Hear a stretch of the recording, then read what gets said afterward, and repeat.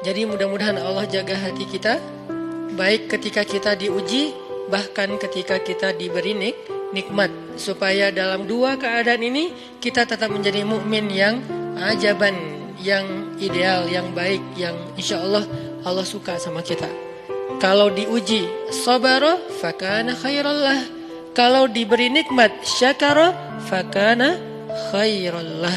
Kalau dia diuji dia bersabar dan itu kebaikan untuk dia. Ternyata diuji ujung-ujungnya baik. Lewat apa ujian menjadi kebaikan? Lewat sabar. Bukankah Allah bilang wabasyiris sabirin? Sampaikan berita gembira kepada orang yang sabar.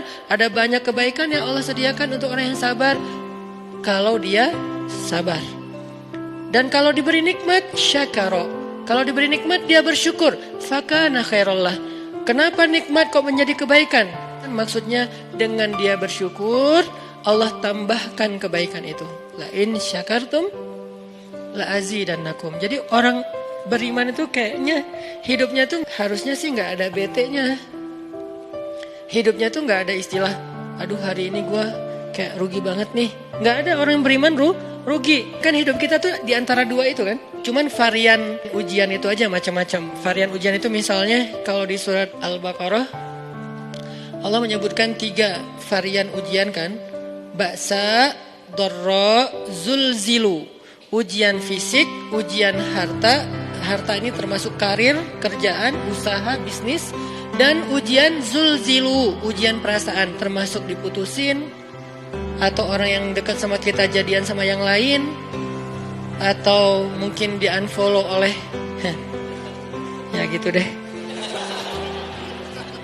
Saya kalau udah ngebahas bab ini agak gimana gitu. Jadi 3 varian ini masuk kategori apa? Masuk kategori ujian. Tetap aja 2. Kalau nggak ujian nikmat. Antara 2 itu nih. In asabathu sarra syakara wa in asabathu dharra sabara. Udah gitu aja. Dan nanti bahkan sampai ayatnya gini. Alladzina yunfiquna fis sarra'i wad-dharra. Orang yang tetap beramal soleh lewat hartanya dalam keadaan dia berkelebihan atau dalam keadaan dia kekurangan. Itu mukmin, keren banget gitu. Dia tuh nggak pernah kehilangan kesempatan berbuat baik. Baik beramal soleh ketika dia dalam keadaan dikasih nikmat, maupun beramal soleh ketika dia dikasih ujian, tetap aja beramal soleh. Contoh yang ayat tadi, yunfikuna fis sarra, berinfak dalam keadaan sarra, dalam keadaan bahagia, senang, lagi dapat untung gitu kan. Ataupun yunfikuna fid dharra, tetap berinfak walaupun dia dalam keadaan dharra, dalam keadaan susah, dalam keadaan dor itu kan bahaya. Nih kalau saya infak nih bahaya nih buat saya nih. Kalau saya kasih nih saya kayak nggak ada tabungan buat mahar nih.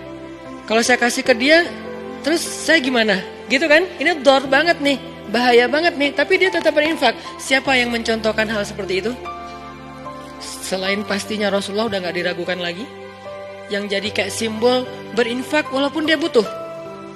Orang-orang Ansor, yu'thiruna ala anfusihim walau kana bihim khasasah.